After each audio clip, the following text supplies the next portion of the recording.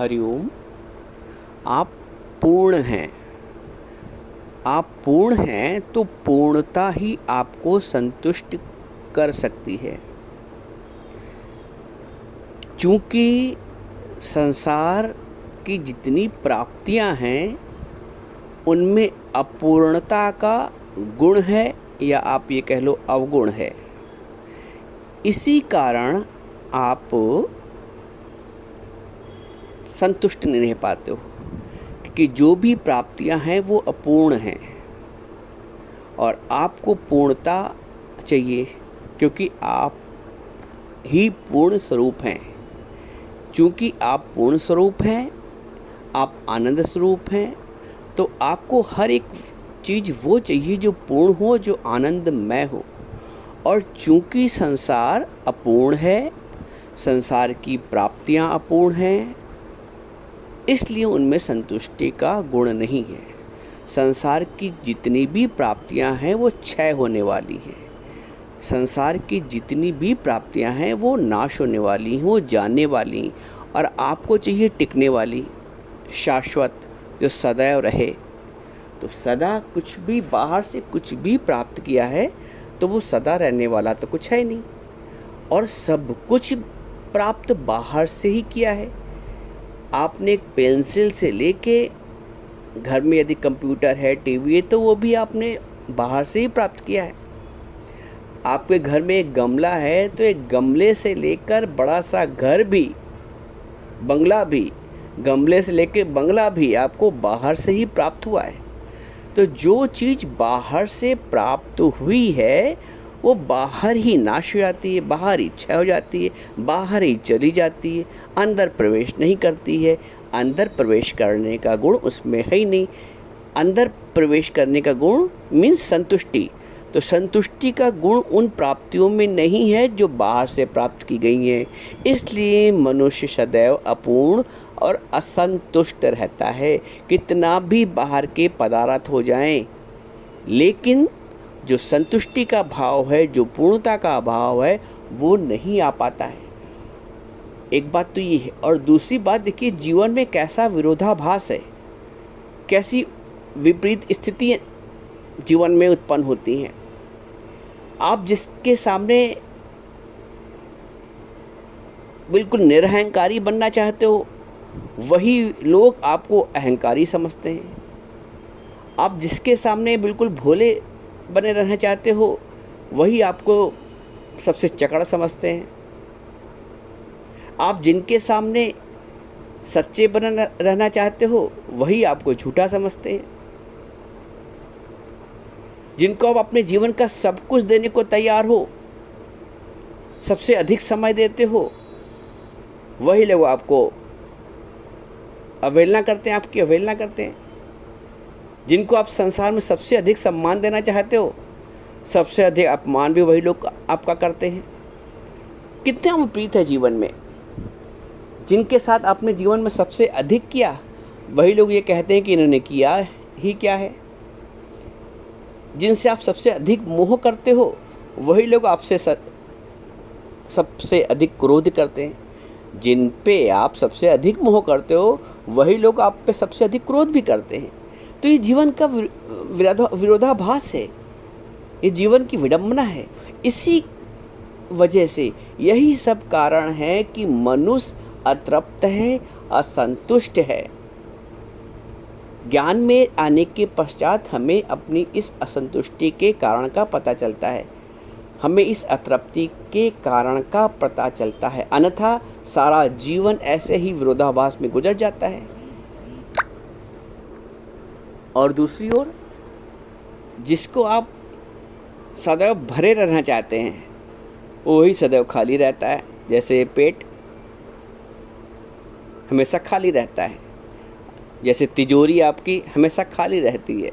तृप्ति का, संतुष्टि का, पूर्णता का भाव आता ही नहीं। जिसको आप बचाए रखना चाहते हो, वही सबसे अधिक खर्च होता है। तो जीवन का ये विरोधाभास है। ये विरोधाभास ही दुखी करता है। जिससे आप मान की इच्छा करते हो, वही सबसे अधिक अपमान मिलता है। और एक बात और समझ लो, ये जो भी विरोधाभास है, ये प्राकृतिक गुण है। It's a nature. नेचर अपना काम करता है, प्रकृति अपना काम करती है। प्रकृति के गुण गुण में भिन्नता है। गुरु इस भिन्नता से ऊपर उठाकर अभिन्न परमात्मा में, एक परमात्मा में, एक विचार में, एक सत्य की विचार में टिकाता है। तो जब तक शरीर भाव है, जब तक संसार भाव है, विरोधाभास, विपरीत स्थिति लगी ही रहेगी, बनी ही रहेगी और इसका अंत नहीं है, क्योंकि ये इसका गुण है। शरीर का गुण है बुरा भला, अच्छा बुरा, गोरा काला, मान अपमान। इससे छूट नहीं पाओगे। इससे तभी छूट पाओगे जब हम अपनी आत्मा में स्थित होते हैं। शरीर भाव में है तो सब कुछ है, और आत्म भाव में आ गए तो सबके दृष्टा बन गए। मान है तो शरीर का, अपमान है तो शरीर का। शब्द कोई मीठे बोल गया तब भी शरीर को, और कोई कड़वे शब्द बोल गया, अपशब्द बोल गया तो वो भी शरीर को। गुरु शरीर भाव से ऊपर उठा के आत्म भाव में टिकाता है। आपके दुख का सबसे बड़ा कारण आपकी आशा है। घर वालों से आशा, माँ बाप से आशा, भाई बहनों से आशा, बेटे बहू से आशा। लेकिन जहाँ आशा है उसी के साथ उसकी बड़ी बहन निराशा भी है। ये समझ लो। आशा आई नहीं, निराशा पहले ही, निराशा की स्थिति पहले ही खड़ी हो गई। तो आशा और निराशा, ये दो बहनों से ऊपर उठना है। तुम्हें भगवत भाव में आना है। जीवन तो सभी का विरोधाभास से बड़ा भरा हुआ है। एक गीत है, हमको उनसे वफ़ा की है उम्मीद जो नहीं जानते वफ़ा क्या है। अब हमको उन लोगों से वफ़ा की उम्मीद है जो जिनको यही नहीं पता कि वफ़ा होती क्या है। हमको उन लोगों से अपनेपन की आशा है। हमको उन लोगों से उम्मीदें हैं जिनको पता ही नहीं कि आशा होती क्या है, उम्मीद होती क्या है। हमको उनसे है वफ़ा की उम्मीद जो नहीं जानते वफ़ा क्या है। जिनको पता ही नहीं तो क्या हम हमारे साथ करेंगे। हमको चाहिए कुछ और मांग कुछ और रहें। चाहिए कुछ और, हमारी मांग कुछ और है। ये भी एक बड़ा विरोधाभास है जीवन में। हमको चाहिए आनंद, हमको चाहिए शाश्वत सुख। हम छोटे छोटे सुख जो आने और जाने वाले हैं। तो हमारी मांग ही गलत है। हमें चाहिए कुछ और, हम मांग कुछ और रहें। तुम्हें जो चाहिए वास्तव में वो मांगो। अभी तो ज्ञान में आने के बाद पता होता है कि हमें चाहिए क्या। अज्ञान में तो ये भी नहीं पता होता कि हमें चाहिए क्या। चाहिए कुछ और मांगते कुछ और हैं। और सच बात तो है कि मनुष्य को मांगना भी नहीं आता। मनुष्य को मांगना भी नहीं आता है। वो भगवान से भी मांग नहीं पाता है। भगवान से भी ऐसी चीज़ें मांगता है कि जो नाशवान है। क्या मांगता है? संसार के लिए, संसार के व्यक्तियों को मांगता है, संसार की वस्तुओं को मांगता है, संसार के सुख मांगता है। तो भगवान से भी वो मांगता है जो उसको वास्तव में सुख नहीं देंगे। भगवान से भी नहीं मांगना आता है। हमारे गुरुजी एक दृष्टांत बताते थे कि एक बार एक राजा विदेश जा रहा था। तो उसने अपने महल में सबसे पूछा कि क्या क्या किसको चाहिए, मैं वापस लौटूंगा विदेश से कुछ महीनों बाद तो लेता आऊँगा। उसने सबकी फरमाइश पूछी। किसी ने कहा ये लिया हो, किसी ने कहा वो लिया। सब ने अपनी फरमाइश लिखा दी। वहीं पे एक दासी अपने काम में लगी हुई थी, वो कुछ नहीं बोली। राजा ने कहा कि तुमने कुछ नहीं मांगा, तुमको भी तो कुछ चाहिए हो, कुछ मंगवा लो। बोले नहीं, मुझे कुछ नहीं चाहिए। बोले कुछ तो बोलो। बोले मुझे कुछ नहीं चाहिए। खैर कोई बात नहीं, राजा चला गया। और जब दो तीन महीने के बाद वापस लौटा तो सबकी जो फरमाइश थी वो सब लेता आया और सबको दे दिया। फिर वो दासी वहीं खड़ी थी, अपना काम मन से कर रही थी।